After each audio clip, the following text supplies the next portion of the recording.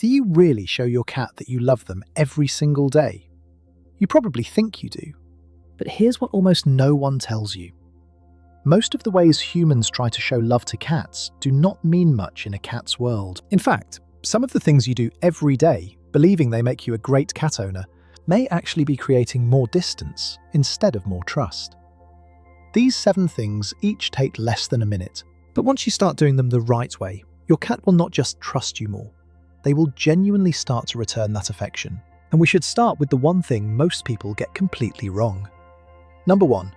Talk to your cat the way you would talk to a baby. Have you ever noticed how your voice changes the second you speak to your cat? It gets higher, softer, a little sweeter than usual, almost like a tone you would never use around other people. A lot of people feel silly about that, but the truth is, science suggests you should probably do it even more. A 2022 study from the University of Paris found that cats can actually tell the difference between their owner's voice and the voice of a stranger. But that recognition showed up most clearly when the owner used a soft, high-pitched, affectionate kind of baby talk. When owners spoke in their normal, everyday voice, cats showed very little reaction. But the moment the voice shifted into something gentler and more tender, the cats started paying attention, turning their heads, and sometimes even moving closer. That means your cat is not just hearing sound. They are recognizing you, and that connection becomes strongest when you speak in a way that carries warmth they can feel. So each day, when you walk past your cat, when you put down their food, or when you catch them quietly watching you from across the room, say something to them. It does not have to be anything special. The actual words matter far less than the tone. Let your voice be soft, warm, and calm. To your cat, that tone works like a signal that says, "You're safe with me." And sometimes, something that simple reaches a cat in a way very few other gestures can. And if that already sounds powerful, the next parts go even deeper. Because there are signals your cat can feel even more strongly than your voice. Number 2. Blink slowly before you reach for them. Most people try to show affection to a cat with their hands first. They move closer, they pet, they scoop them up. They assume touch is the clearest way to communicate love. But in the feline world, the message often begins long before physical contact. It starts with the eyes. Direct staring can feel intense to a cat. In animal language, unbroken eye contact can signal tension, pressure, or uncertainty. That is why so many cats soften around people who seem calm and non-threatening, and pull back from people who come in too intensely, even when those people mean well. A slow blink changes the whole interaction. When you look at your cat with relaxed eyes and close them slowly, you are sending a signal that you are calm, safe, and not asking anything from them.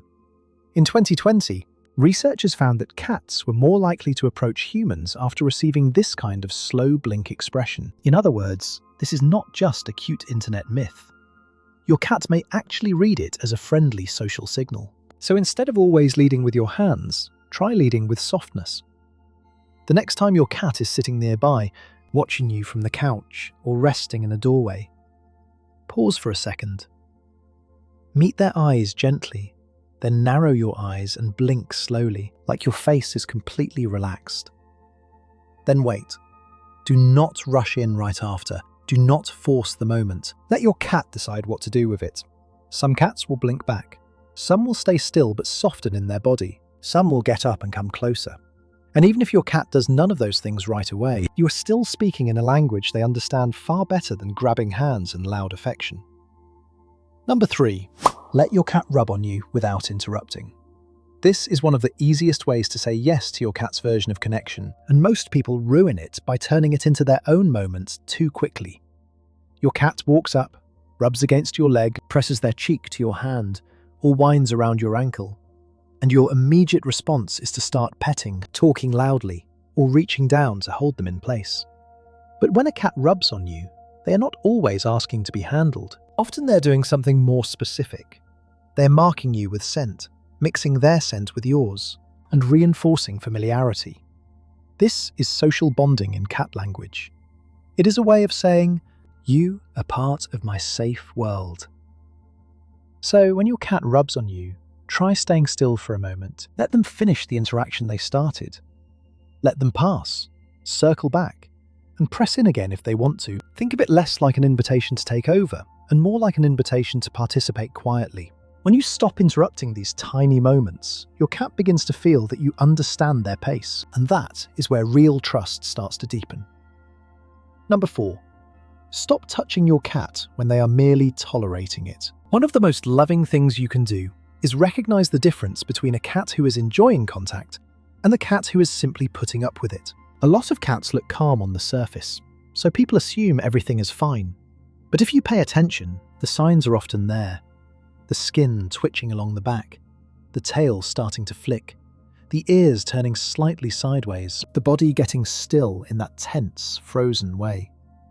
Your cat may not scratch or run immediately. They may just endure it. And when that happens over and over, affection starts to feel like something they have to manage instead of something they can relax into. If you want your cat to feel loved, stop before they have to ask. End the interaction while they still feel safe. That teaches your cats that being close to you does not come with pressure, and that they do not need to escalate just to get space back. Over time, this changes everything. Cats become more likely to return, stay longer, and trust your hands more when they learn that your affection has limits and respect built into it. Number 5. Give them little moments of predictable attention. Many people think cats want affection only when they come to ask for it, but what actually helps many cats feel secure is predictability. A quick greeting in the morning, a soft word when you walk into the room, a small check-in before bed. These tiny routines matter more than dramatic bursts of affection. Cats are deeply pattern-oriented animals. They notice what happens again and again, and they build safety around what feels stable. When your warmth shows up in consistent ways, your cat does not have to wonder where they stand with you. They begin to expect comfort instead of guessing about it. And that expectation can become a very quiet form of trust. Number 6.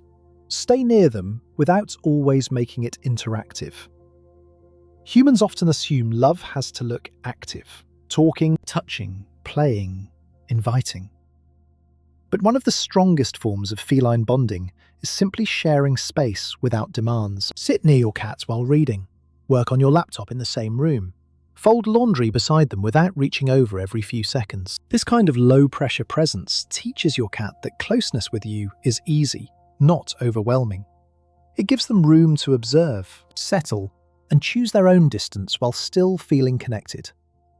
And number 7, notice what your cat chooses, not just what you offer. Real love lands better when it follows the cat's preferences instead of the human's idea of affection. Notice where they like to sit near you, when they seem most open to contact, how they ask for connection, and when they prefer quiet companionship over touch. The more you respond to what your cat is already choosing, the more understood they feel. And when a cat feels understood, love stops being something you are trying to prove. It becomes something they can actually trust.